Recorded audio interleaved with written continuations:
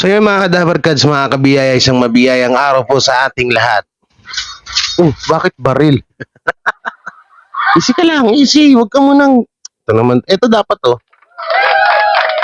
Yan dapat yung napindot, hindi yung baril. So yan mga kadabarkads, ang pag-uusapan po natin ngayon ay eto. Ay nako.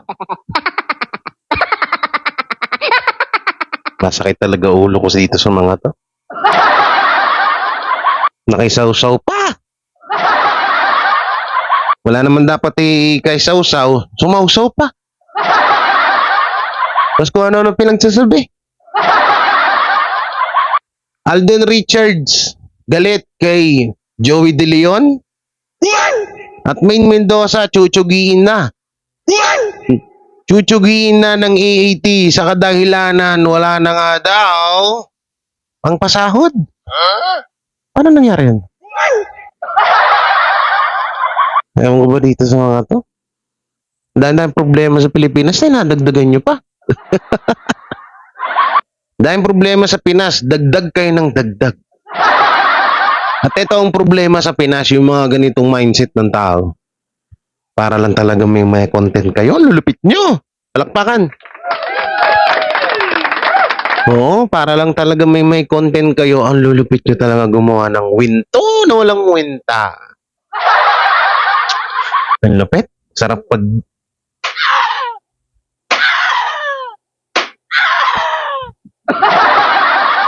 Nagigil nyo ako. Ito yung video. Ikaw na lang maglubid.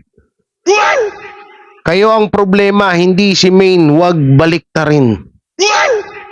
Kailan sinabi?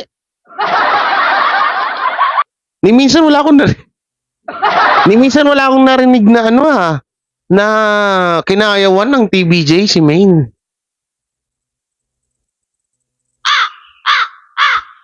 Hindi ko alam, minsan pati ako slow na rin eh.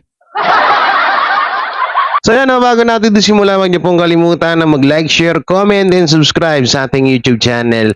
At pindot na lang din po yung bell button para lagi tayo updated sa ating mga video araw-araw. At syempre, pakisupport na rin po ang ating Facebook page na J. Guevara 18. Uy, magpa 500 followers na tayo dun matatalo na natin si Beshpil. Si Beshpil na mukhang sunonggis. Gusto niyo mapanood si Beshpil? Gusto niyo mapanood? Yun na, isa lang. Gusto ko lang masira yung araw nyo katulad ko. Kasi napanood ko to ngayon, nasira araw ko eh. Sige na. Ito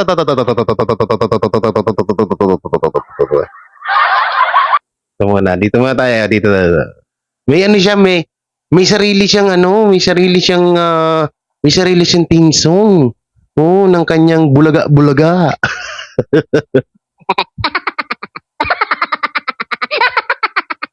So bago tayo mapunta sa theme song niya, dito muna tayo sa kanyang iyak moment. Post ngayon, iyak later. Alam niyo, simula nung nilabas niya yung post kay Mayor Vico Soto, ilang beses na siyang puro iyak.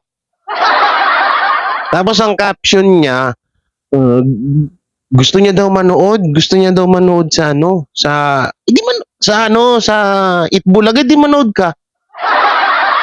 Wala namang pumipigil sa iyo Ba't payak-iyak ka? Ba't ba naman nang mana ka sa mga amo mo, mga dramatista din eh. So ito, panoorin natin.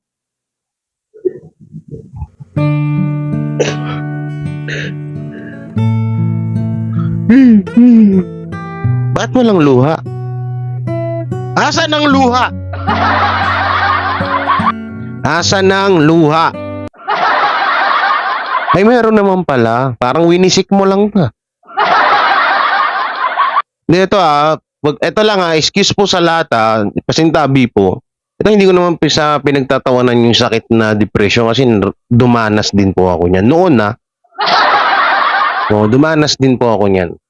Ito, feeling ko dito kay dito sa vlogger ng Itbulaga, ng Tape INC or balager. Hindi kasi siya pwedeng tawagin vlogger Ang kailangan itawag sa kanya ay balager. Balager. Oo. Siya yung balager ng Tape INC. Oh, parang alam nyo, parang ramdam ko dito parang may something. Parang may else. Something else. No? Parang ganun. No? Wala lang. Basta, ikaw ba naman? Mag-iiyak sa social media. Ang problema mo. Ha? Bukod sa pera. Magkano ba kailangan mo? Mangingi ka dun sa lusos. Eh, problema pera. Eh, di ba hingi ka dun sa lusos? Eh, kami nga, libre yung panonood namin sa ano. Bakit? May bayad ba sa inyo? Bakit may bayad ba sa generic na Itbulaga na parang hirap na hirap kang makapanood doon? Cavite ka lang ah. Di ba Cavite lang siya?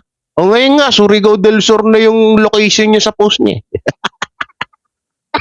Visit na yan, nag-post ka lang tapos biglang Surigao.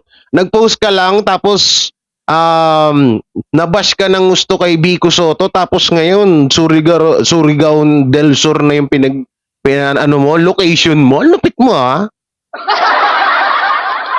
O para kang yung kakilala ko eh. Mura ng mura, ano ng ano sa amin eh. Puro ka walang yan ang ginagawa sa amin. Tingnan mo yung location hindi masabi-sabi kung saan talaga. Natakot puntahan eh. Ewan ko ba dito sa taong to, no? Siguro may ano siya, no? Hindi ko naman sa akin nakakatuwa yung may depression, ah. No? Pero parang nakakaano lang na siguro meron siya. No? Kasi hindi naman gawain ng matinong tao yun eh. Oh, hindi gawain ng matinong tao yung gano'n, yung iyak-iyak. So may sad song natin. Lagyan natin subs. Sad song. Ito. Ito.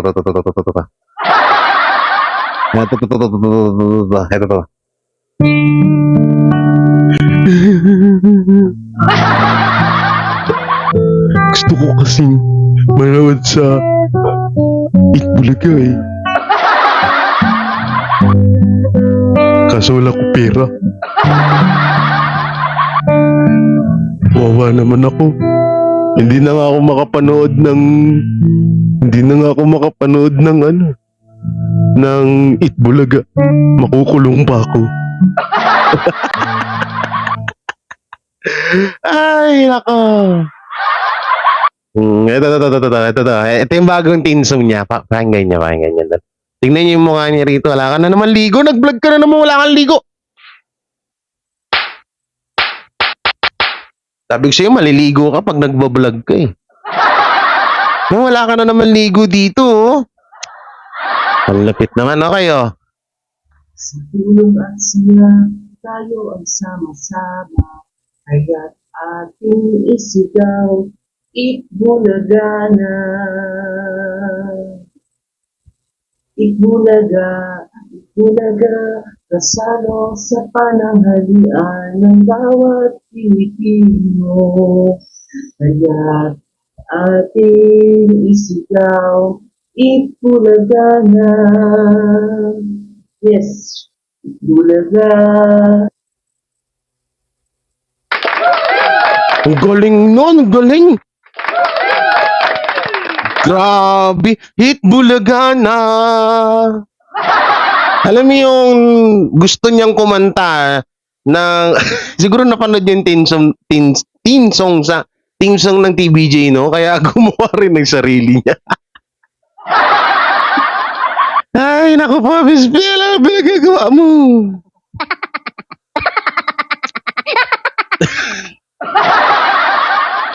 Ay, alam mo yung kagustuhan niyang maging masaya yung kanta, kaso yung pagkakakanta niya ang lungkot. Sige. Ano yun natin? Lagyan natin ng background song na sad song. Tulong at siya, tayo ang sama-sama. Kaya't ating isigaw, Itbulaga na. Hinto. Itbulaga, Ay, meron pa pala. Itbulaga, kasalo sa pananghalian ng bawat Pilipino. Kaya't ating isigaw, Itbulaga na. Yes, Itbulaga. Yes, Bulaga. Naklanteting talaga. Bakit ba mga may sapak sa utak yung mga pinagkukuhan yung vlogger? Dahil vlogger dyan eh. No, so ito po yung kay Alden Richard. Oh, nagano lang ako, inumay ko muna kayo bago tayo mamunta sa main topic natin. So ito yung kay Alden Richard. Galit daw si Alden Richard kay Joy De Leon. Si Main daw chuchuguin na sa EAT dahil daw kapos na po daw ang budget ng TBJ sa mga host. Kasi daw kuha daw ng kuha. So pinaparinggan si Atasha Mulak. Kabago-bago pa lang nun, ginagawa nyo na naman ang issue. Naklanteteng naman kayo. Huwag nyo, ay.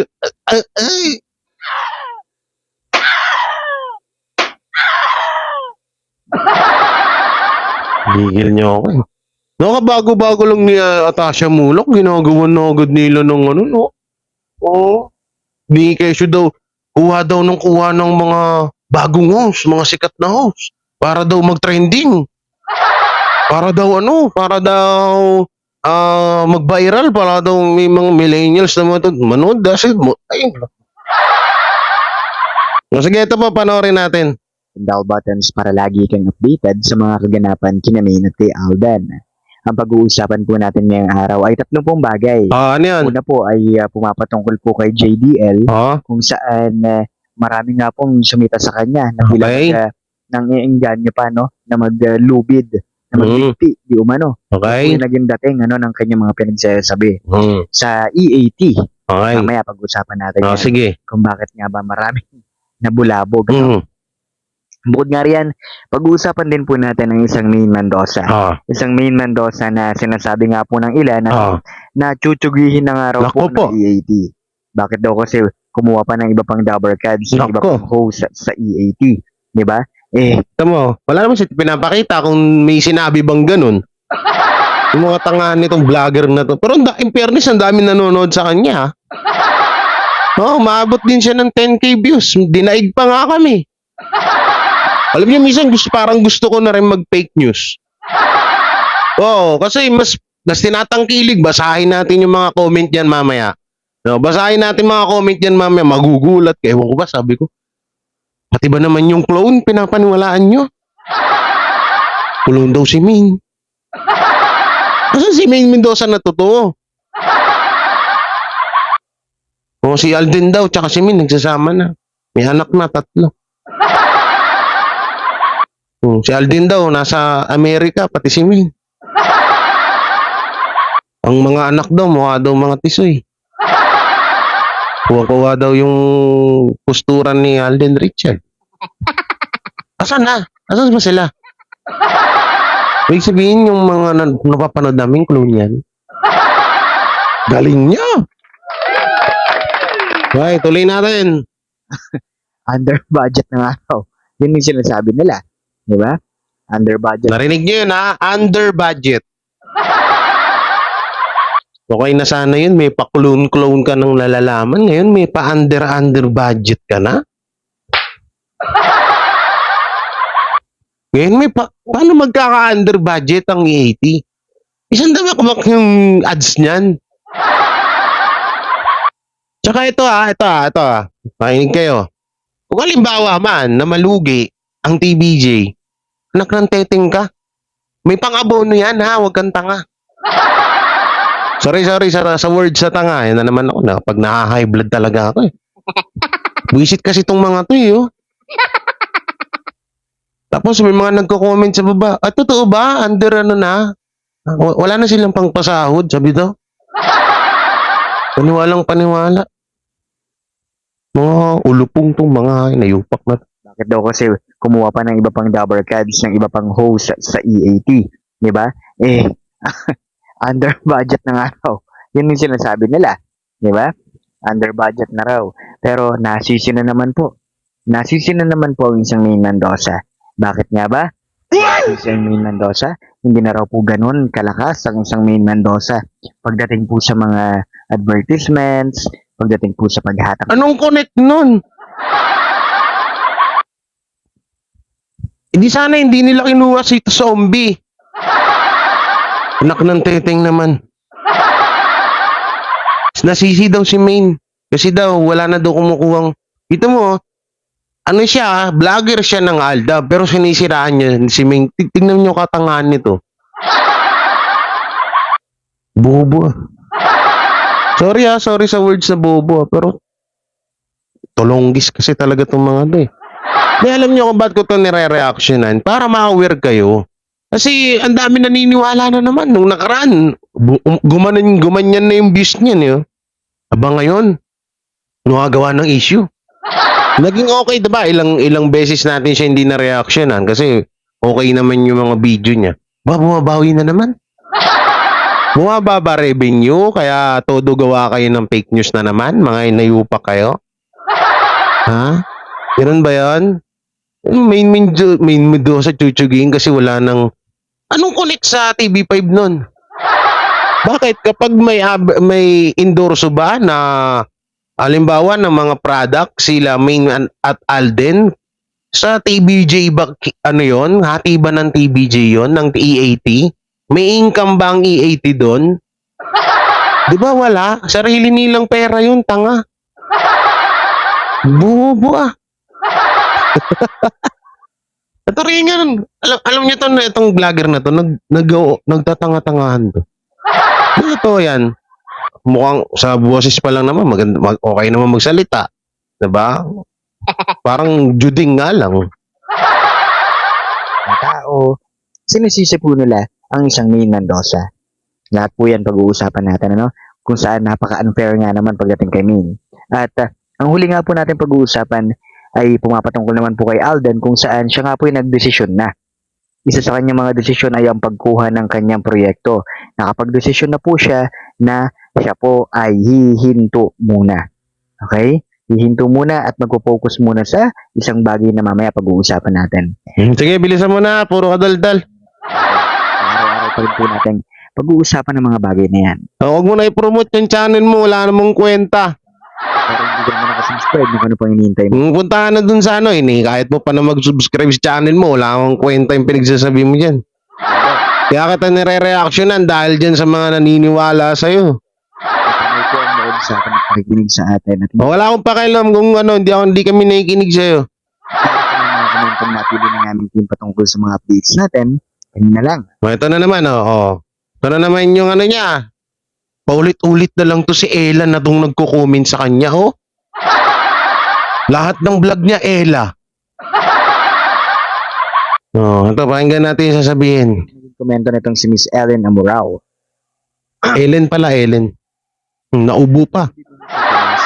Palagay ko hindi si Meng ang kasama ni Panot kasi sobrang short hair. Mas longer hair si Meng now na halos abot na sa shoulder. Yung suot niya balot na naman na parang may tinatago. Ulitin natin. Panot kasi sobrang short hair. Mas longer ang. Unahin natin na naging napanay po ang nood sa atin at pakikinig sa atin at hindi pa nakasubscribe. Nako, sabihan niyo na po. Bilisan mo na. Mga komentong napili na nga ng team patungkol sa mga updates natin, kanina lang. Unahin natin na naging komento nitong si Miss Ellen Amurao. Sabi niya rito, "Good evening Mr. Pinas. Palagay ko hindi si Meng ang kasama ni Panot kasi sobrang short hair. Mas longer hair si Meng now na halos abot na sa shoulder. Yung suot niya balot na naman na parang may tinatago at ayaw mabuking. Opposite sa mga OOTD ni Main sa E80 na super sexy at litaw yung tummy. Si Main Mindo. Pati ba naman yung buhok? Si Main Mendoza daw, long hair daw ngayon. Yung Main Mendoza daw sa E80, hindi daw si Main Mendoza yun. Asan si Main Mendoza? Main Mendoza! Main Mendoza, where are you?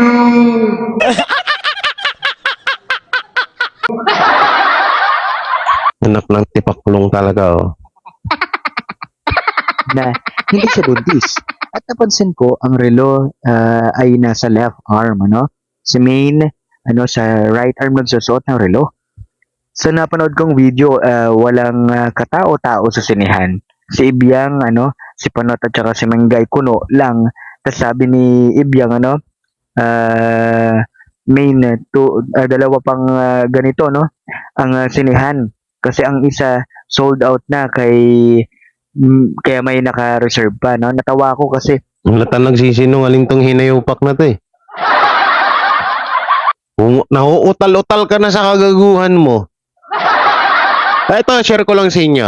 Ang salitang tarantado, gago at gaga ay hindi po yan mura. Oh, Something to say, so take it on my way. ano yun? Ba't ko napindot yun? Ano yun? No? Yung tarantado at mura, gago, gaga, hindi po yan mura. Para sa kalaman nyo lang, nasa Bible po yan. O, kasi may mga na-open po pag nagsasalita akong tarantado, gago, gaga. Nasa Bible po yan, hindi po yan mura. Para sa kaalaman nyo lang po, ha? Basa-basa din, pag may time, hindi puro chismisan. Hindi puro chismisan ng inatupag nyo sa buhay nyo. Basa-basa din. Sa cellphone, kahit ano, baka sabihin nyo, wala kaming Bible sa bahay. Sa cellphone, meron dito, marami dyan. Search nyo lang, search nyo. May mga ano dyan, basa-basa, pag may time. Hindi puro chismisan.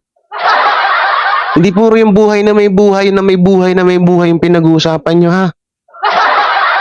Basa-basa din pag may time. Okay, tuloy natin. galing mag-invento ni Ibiang.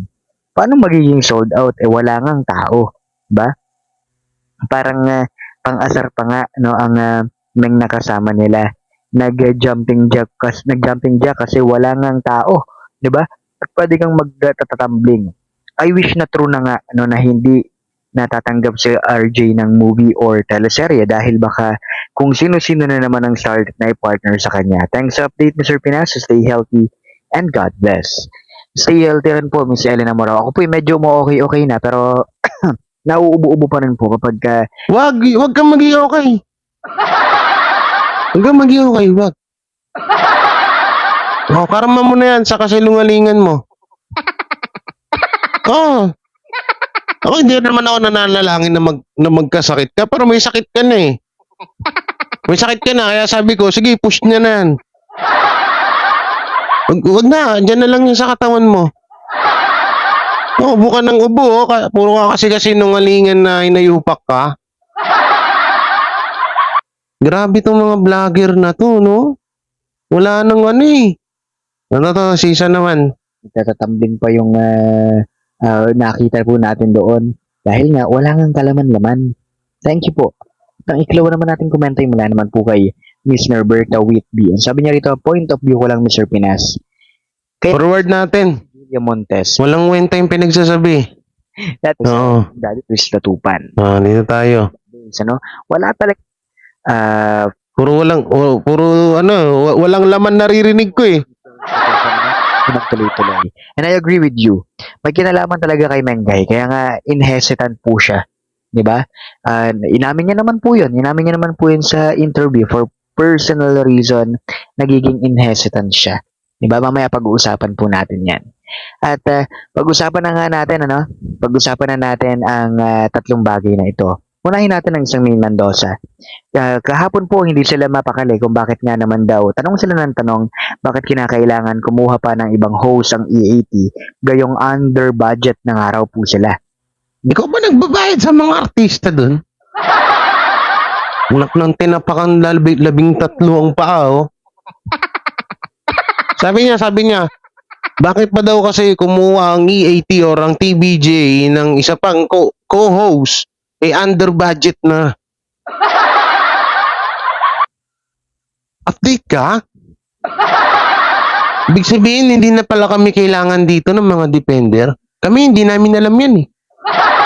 Tapos ikaw, update ka sa mga pati yung sa budget ng TV5. Malapit pala tong vlogger na to. Update.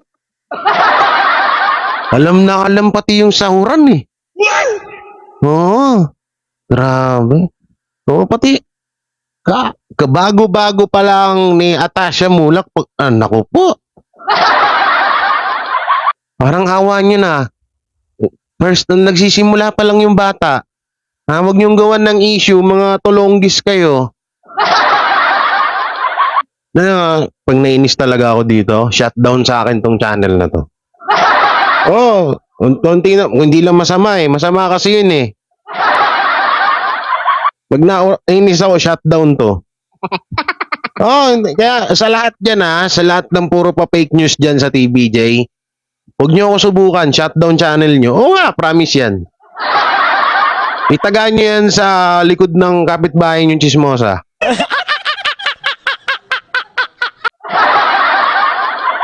Oo. Ewan ko ba?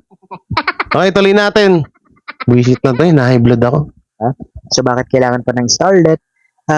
Ito yung nakikita ng mga netizens na gusto ko lang pong ibahagi sa inyo. Ang nakikita po nila dito ay tsutsugin ng araw po nila si Maine Mendoza sa EAT. At kung gusto nila, palakasin muna ang gustong ipalit dito kay Maine. Okay? Yan po yung kanilang sinasabi. Sira ulo ka ba? Si Atasha Mulak, sikat na talaga yan. Una-una, sikat ang tatay at nanay niyan.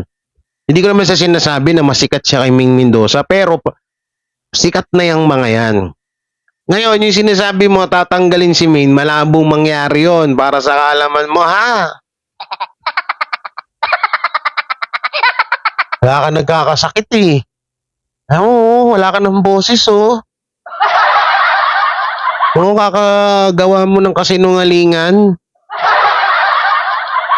Real talk tayo pag nainis ako sa inyo, yung mga puro pa fake news dyan. Iyak kayo sa akin. Oo. Ay, subukan nyo si Jay Guevara. Mga ngamote talaga kayo. Wala tong believe sa akin itong mga to. Sampulan ko kaya to si Mr. Si Mr. Pinas na to. Sampulan ko kaya to one time, no? 3 strike eh. 1, 2, 3. Sampulan ko nga to. Isang upload lang dito sa channel ng may kita yung puwet. Tanggal to eh. Oo, tanggal to. Isa pa. Sige, pagbibigyan kita. Mabait pa ako niyan ha. Dahil di umano sa kanilang pinag-uusapan sa social media na itong si Maine Mendoza raw po ay hindi na ganun kalakas tulad nung dati. No? Ang dami nagtatanong na hindi na raw ganun kalakas yung hatak ni Maine sa mga tao, ni wala na raw pong maipa-sold out, at talagang kung ano-ano pang issue, basta masabi lang nila na si Maine Mendoza ay mahina na at hindi na katulad noon. No? Yan o yung kanilang pinagduduldulan. Ang masasabi ko lang dito, wala pong kasalanan ng isang Maine Mendoza dito. Alam po natin ang formula. Parang 1 plus 1 equals 2 lang yan. Diba? Alam po natin ang formula para po sa ikalalakas ng isang Maine at ikalalakas ng isang Alden. Alam po natin yan. Huwag sila magbulag-bulagan. Sila po ang may kasalanan nito. At ang ikalawa naman po natin pag-uusapan ay si Joey De Leon. Nakita niyo naman po yan. Sa latest episode po ng EAT, dun nga po niya sinabi, may pinauhulaan po, yung isinasabit daw po sa leeg, kung saan si Joey De Leon ay naging sentro na naman ng usap-usapan ng kung sino-sino na wala raw pong pakialam sa ano nga yung tawag nila dito, yung sa suicidal thoughts ng iba. Na bumura yung utak bigla eh. No? Bumura yung utak. Ito guys, wag na natin tuloy. Basahin natin yung mga tawag dito. Yung mga comment. Basahin natin yung mga comment, no? Basahin natin. Ito. Sabi ni Marilyn Durazzo. Sabi ni Marilyn, walang dating ang face ni clone. Si Maine, ba kahit magpaahit, wacky face, ang ganda pa rin. Ang takot lang nila na wala si Mengay. Baka sakaling ang EAT na mismo ang machuchugi, wanting more, paano na lang ang sarswela nila kung mawawala ang taong ginamit nila para sa sarili nilang kapakanan. Grabe, no? Sariling kapakanan daw talaga, no? Ang lupit. No, sariling kapakanan kahit apektado na ang dignidad ni baby girl. Ano daw?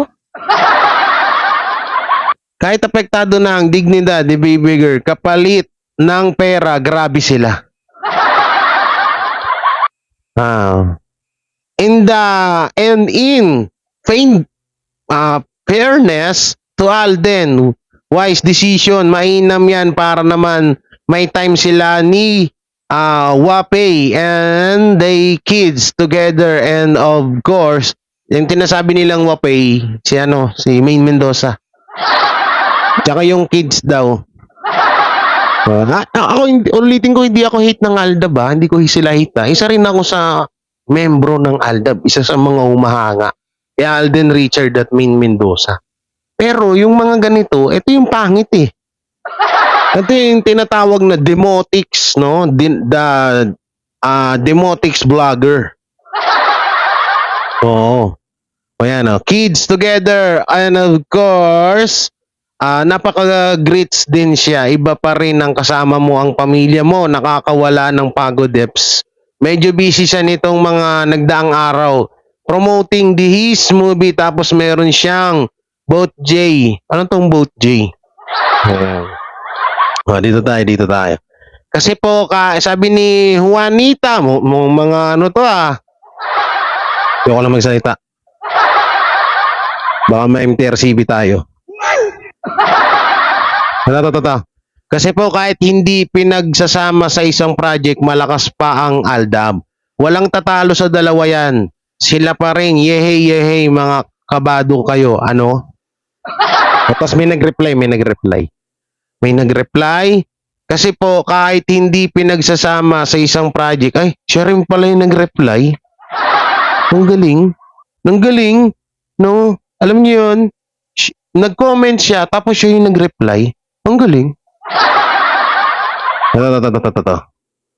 Baka sila ang hindi nasikat. Tanggapin na nila, TBJ, na kayo ang malas sa tae show. Hindi ko na prenuhan yun sa tae show nyo. Grabe, no? Grabe itong mga fans ni Mr. Pinas. Malupit. Kayo nagpapabagsak ng show nyo sa ginawa nyong pag-produce ng bridal shower kuno at pinagtagpi-tagping kasalan. Tanggapin nyo na ang sarswela nyo ay walang bumibili. Day 1 pa lang, good for Arden, not doing any project with deep LT. Tanggap lap trip. Nilagay niya lang LT. Gets ko na siya. Tanggap niya na ang ADN boycott ay hindi mawawala hanggat mayroon silang solo project.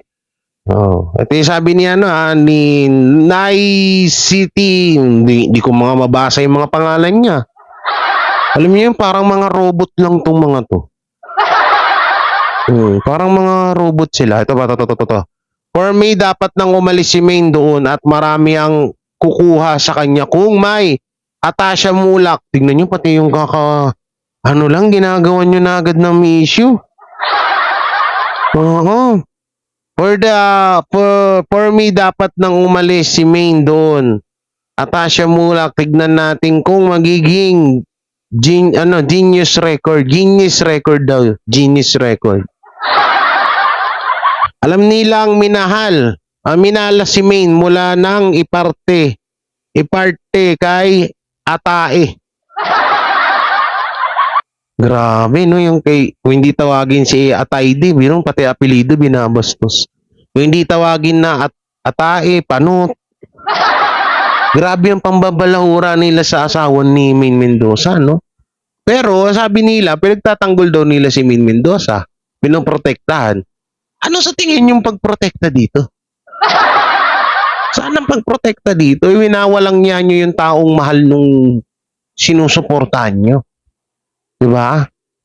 Pagsamahin sina Alden at Main sa EAT para lalong lumakas, maraming naghihintay sa kanila. Yan, maganda pa yan. Ayan ang ayan ang ambangan natin kung sakali mang mangyari yan. Huwag na natin ito basahin. Alam nyo, pati yung pati yung tawag dito, Pati yung si Atasha Mula, kabago-bago lang yun. Wag nyo naman gawa ng issue, anak ng teting naman kayo, oh. Wag naman nung ganun, pangit naman nung trip nyo eh. Kakaano lang eh. Kakatawag dito, kakasimula pa lang nung tao, nung bata, sinisiraan nyo na agad. So, makinig muna tayo dito, no, yan. Grabe, na-stress ako kaya nagpa-sounds muna ako. Lalo na ang kaibigan Sayo muna tayo. Kasama ang mga dabarkads Na may 1,000 tuwa Ay, nako, mga kadabarkads, ano masasabi nyo rito sa isang kabaliwan na naman na video na inyong natungyan ngayong araw?